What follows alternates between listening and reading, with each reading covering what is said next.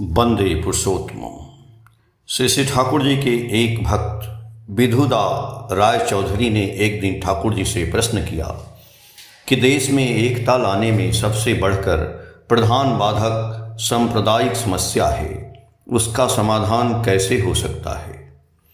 श्री श्री ठाकुर जी ने कहा कि मैंने तो आप लोगों से बार बार कहा है, धर्म कभी अनेक नहीं होता, धर्म सदा एक रहा है एवं धर्म के साथ सांप्रदायिकता का कोई संबंध नहीं। एक एक प्रेरित पुरुष को आश्रय करके ही एक एक समय एक एक देश में धर्म का विशेष जागरण हुआ है। देश काल पात्रानुसार उनकी बातों का विशेष रूप से प्रचार हुआ है, फिर भी सभी ने मूलतः एक ही बात कही है। इसलिए महापुरुषों के बीच भेदभाव करना अच्छा नहीं है, बल्कि परवर्ती महापुरुष के बीच पूर्वतन महापुरुष की कहाँ व किस ढंग से अनुपूरण हो रही है, इस बात को ढूंढ निकालना चाहिए। पूर्वतन महापुरुष के प्रति चाहे किसी का कितना भी अनुराग क्यों नहीं रहे, यदि वह युग पुरुषोत्तम के प्रति सक्रिय श्रद्धा और आनति संपन्न नहीं होता है तो वह वास्तव में पूर्वतन की भी उपेक्षा करता है।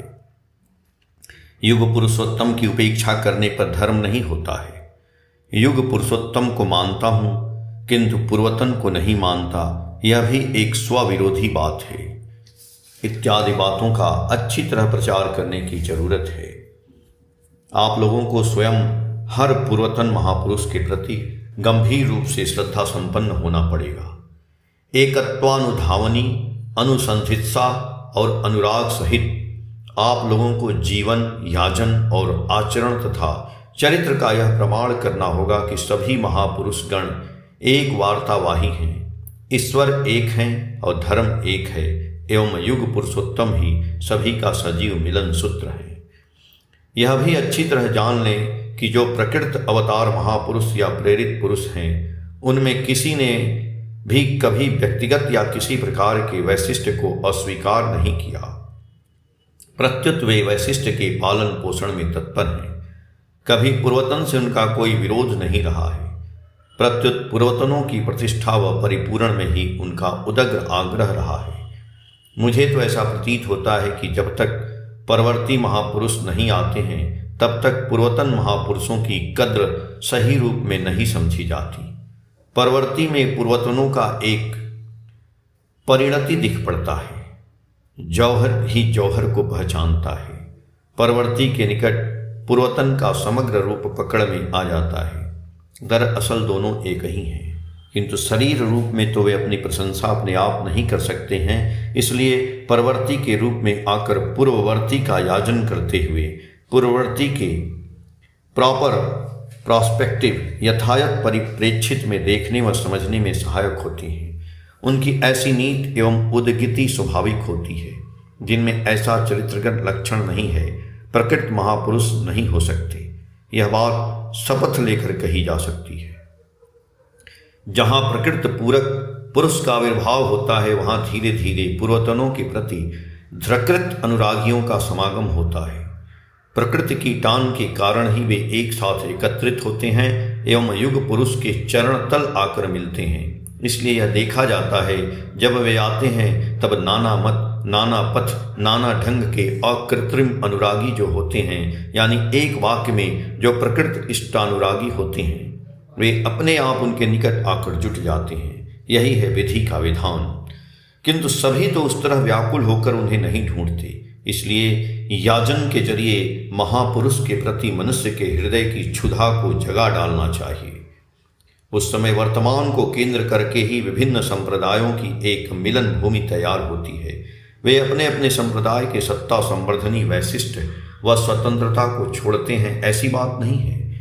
प्रत्युत जो सच्चा मुसलमान है, जो ईसाई है, और वे भी अच्छे ईसाई बनते हैं। इसी तरह और क्या, यह बात भी खूब ठीक है कि ईश्वर प्रेरित पुरुष और धर्म का नाम भजाना जिनका पेशा है, जो इसे भजाकर स्वार्थ सिद्ध करते हैं, रोजी रोजगार करते हैं, नाम काम करते हैं, लोगों को मूर्ख बनाकर उन पर रौब गांठते हैं, ऐसे व्यक्तियों को वर्तमान महापुरुषों की बातें अच्छी नहीं लगती।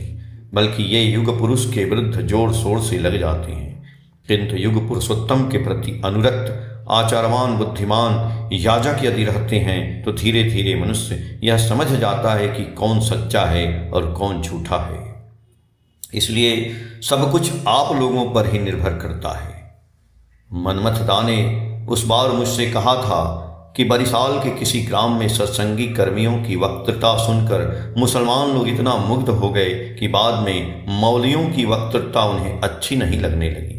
वे लोग कहने लगे, सत्संग के मौलाना लोग ही रसूल और इस्लाम के संबंध में अच्छी जानकारी रखते हैं, बूझ भी अच्छी है, कहते भी हैं अच्छी तरह, उनकी वक्तृता ही हम सुनेंगे। इस युग में भी ऐसी घटना घटती है।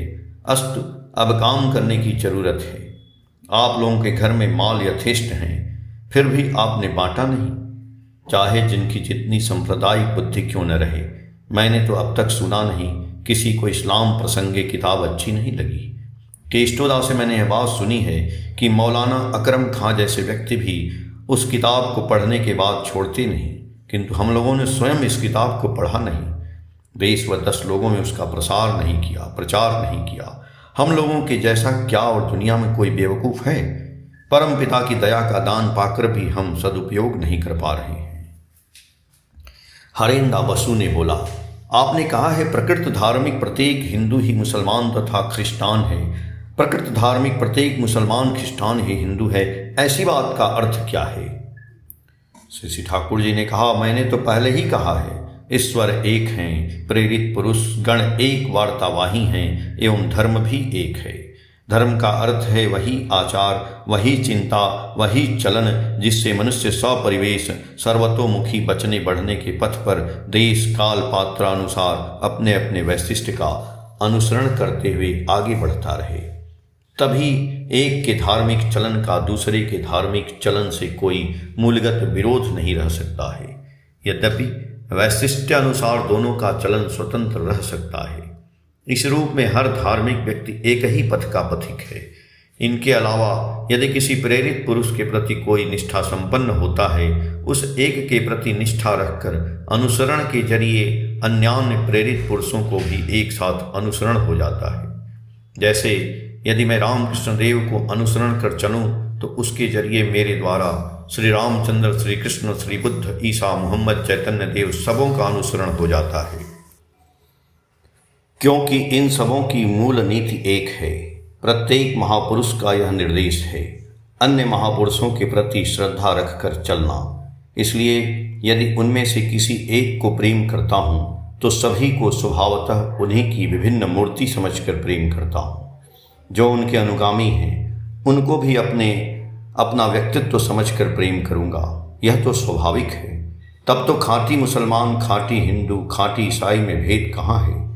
पर प्रत्येक को अपने अपने पंथानुसार खाँटी बनना चाहिए एवं दूसरे सभी को उनके आदर्शानुसार खाँटी बनाने में सहायता करनी चाहिए।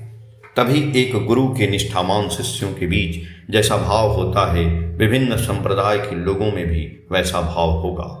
कोई किसी को पराया नहीं सोचेगा, शत्रु नहीं सोचेगा, बल्कि परमात्मीय की तरह व्यवहार करेगा। खलील भाई तो मुसलमान है, किंतु क्या तुम उन्हें देखकर तुम्हें पराया प्रतीत होता है?